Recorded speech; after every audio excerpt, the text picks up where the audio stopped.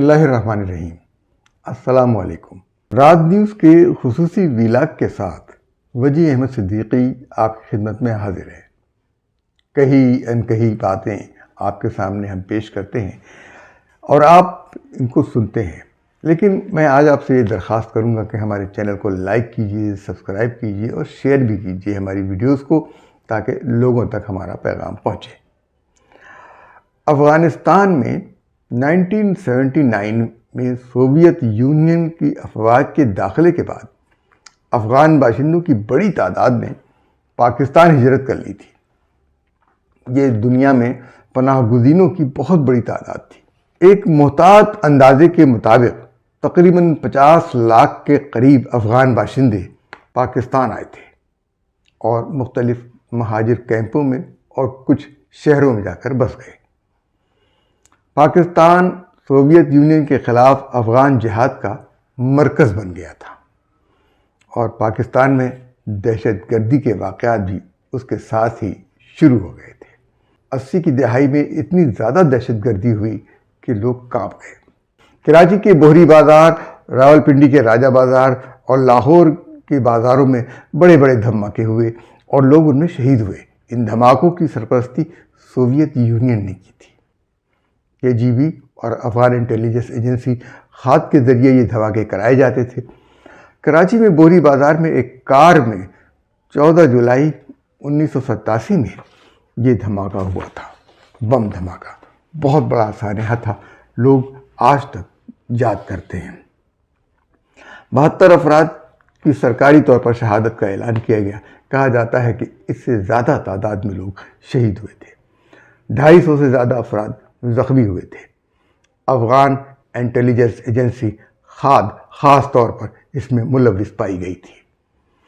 خاد نے اسلام آباد، کراچی، لاہور، پشاور، فیصل آباد، ملتان اور کوئٹہ میں بم دھماکے کروائے اور یہ دھماکے 1987 اور 1988 کے درمیان ہوئے، جب سوویت یونین کو افغانستان میں شکست ہونا شروع ہوئی۔ اسی طرح سے ایک اور دہشت گردی کا کام کراچی میں ہوا، ہتھوڑا گروپ۔ ہتھوڑا گروپ بھی کراچی میں سرگرم تھا، جو کراچی میں سوتے ہوئے لوگوں کو، جو فٹ پاتھ پر سوتے تھے، باہر سوتے تھے، ان کے سر پر ہتھوڑا مار کر انہیں قتل کر دیتا تھا، اور اس کے پیچھے بھی خاد اور KGB ملوث تھی۔ جب سوویت یونین کا خاتمہ ہو گیا تو مجاہدین بدقسمتی سے آپس میں لڑنے لگے۔ وہ جنہوں نے سوویت یونین کو پارا پارا کر دیا تھا، اب ان کا اتحاد بھی پارا پارا ہو گیا تھا۔ وہ آپس میں ایک دوسرے کے گریبان پھاڑنے لگے۔ ایسے میں ان کا ایک نیا دشمن پیدا ہو گیا، طالبان۔ یہ کس نے پیدا کیا؟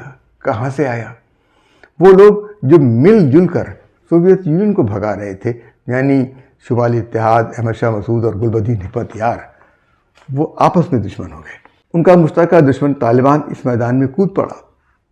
طالبان کا روب اس طرح قائم ہوا کہ لوگوں کو غلط فہمی ہو گئی کہ گویا خلافت راشدہ کا نظام لوٹ آیا ہے، حالانکہ یہ بات ایسی نہیں تھی۔ صرف اور صرف مقلد تھے، تقلید کرتے تھے، اپنے ذہن سے کچھ نہیں سوچتے تھے۔ مومنوں والی فراست ان میں تھی ہی نہیں۔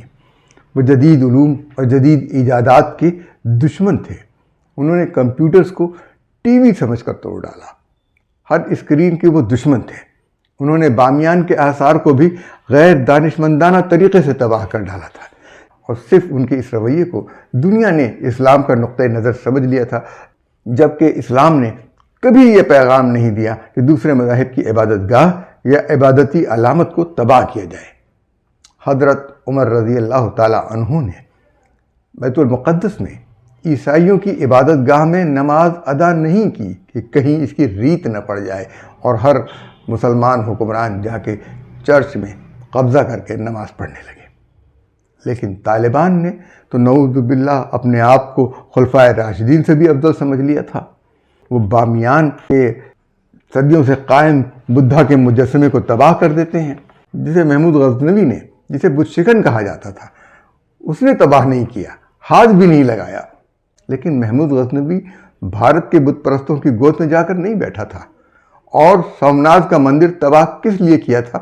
کہ یہ مندر ایک علامت تھا لات و منات کے ان بتوں کی جن کی کفار مکہ پوجا کرتے تھے. 100 منات، ایک منات کی جگہ 100 منات. آج بامیان کے بدھا کا مجسمہ اڑانے والے کالی مائی کی پوجا کرنے والے مودی کی گود میں بیٹھے ہیں اور ان کے حکم پر، اس کے اشاروں پر پاکستان میں دہشت گردی کا بازار گرم کر رہے ہیں.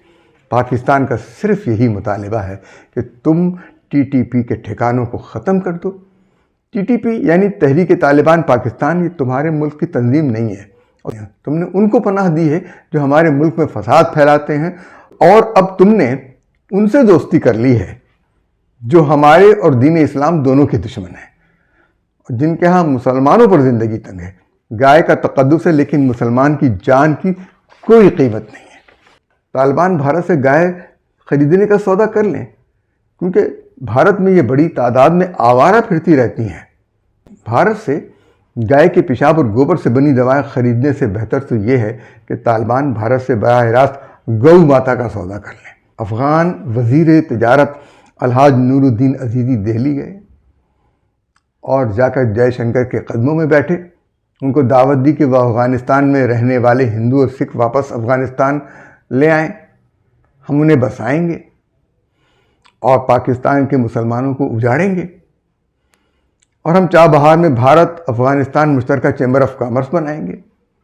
بھارتی کمپنیوں کو مفت زمین اور 5 سال کے لیے ٹیکس سے چھوٹ اور امپورٹ پر صرف 1% ٹیکس کی پیشکش کی ہے. گویا ٹرمپ کے بھارت کے 100% ٹیکس کے مقابلے میں ٹیرف کو طالبان نے ناکام بنا دیا ہے. ہم تو طالبان سے یہی کہیں گے، قوم فروختند چہ ارزاں فروختند.